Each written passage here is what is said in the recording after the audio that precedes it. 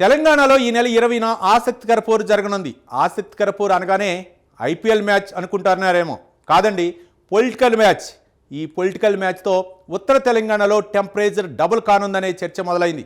అయితే ఇది వాతావరణం హీట్ కాదు, పొలిటికల్ వేడి.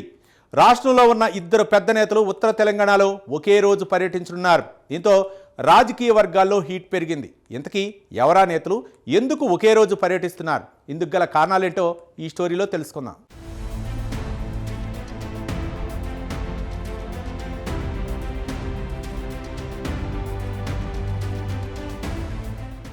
ఉత్తర తెలంగాణలో ఒకే రోజు రాష్ట్రంలోని 2 ప్రధాన రాజకీయ పార్టీల అగ్రనేతలు పర్యటించనున్నారు.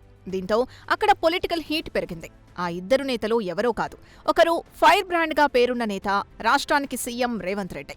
మరొకరు ఉద్యమ నేత, మాజీ ముఖ్యమంత్రి కల్వకుంట్ల చంద్రశేఖరరావు. వీరిద్దరి పర్యటన ఉత్తర తెలంగాణలో ఒకరోజు ఉంది. దీంతో ఆ ప్రాంతంలో పొలిటికల్ హీట్ పెరిగింది. ఇది అనుకోకుండా అయిందో లేదా ఒకరి షెడ్యూల్ చూసి మరొకరు షెడ్యూల్ వేసుకున్నారో తెలియదు. కానీ రాజకీయంగా ఈ అంశం ఇప్పుడు చర్చనీయాంశంగా మారింది.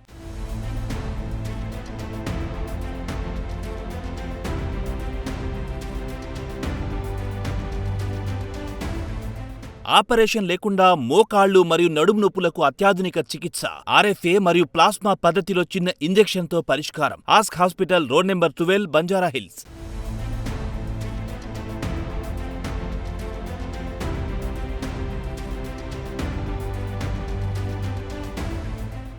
ఇటీవలే కాంగ్రెస్ పార్టీ వీడిన సీనియర్ నాయకుడు, మాజీ మంత్రి టి. జీవన్ రెడ్డి, మాజీ సీఎం కేసీఆర్ని ఫామ్ హౌస్లో కలిసి గులాబీ తీర్థం పుచ్చుకున్న విషయం తెలిసిందే. అయితే జీవనన్న ఈ నెల 20వ తేదీన జగిత్యాలలో భారీ బహిరంగ సభ ఏర్పాటు చేయనున్నారు. ఈ సందర్భంగా ప్రజల సమక్షంలో గులాబీ అధినేత కేసీఆర్ ఆధ్వర్యంలో గులాబీ కండువా కప్పుకునేందుకు సిద్ధమయ్యారు.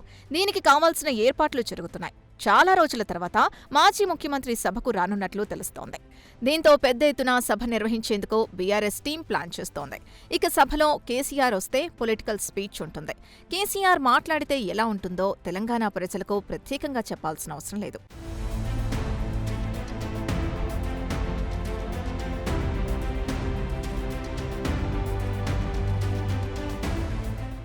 బీఆర్ఎస్ అలా ప్లాన్ చేస్తే అధికార కాంగ్రెస్ పార్టీ సైతం అదే ఉత్తర తెలంగాణలో హీట్ పెంచేందుకు ఒక కార్యక్రమానికి శ్రీకారం చుట్టింది.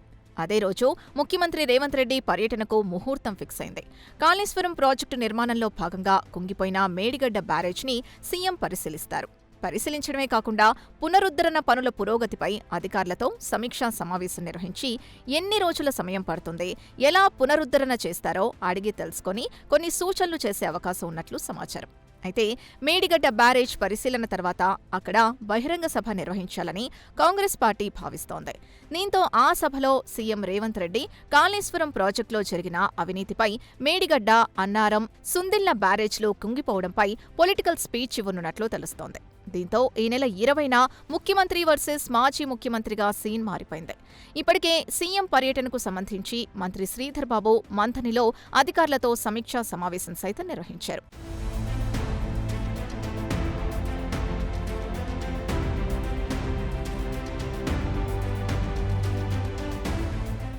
మరోవైపు కేసీఆర్ సభకు కౌంటర్గా రేవంత్ రెడ్డి పర్యటన ఉందని బీఆర్ఎస్ నేతలు ఆరోపిస్తున్నారు.